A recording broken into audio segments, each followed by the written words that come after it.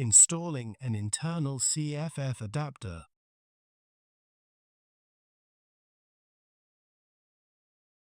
Align the notches on the mounting bracket with the pins on the chassis. Put down the adapter and then slightly slide it as shown to secure it in the chassis. Connect the cables to the adapter.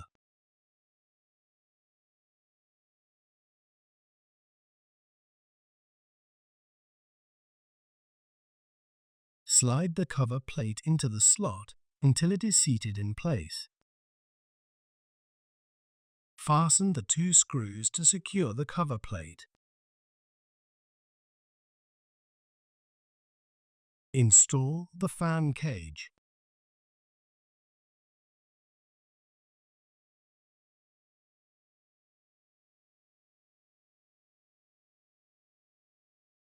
Install the top cover.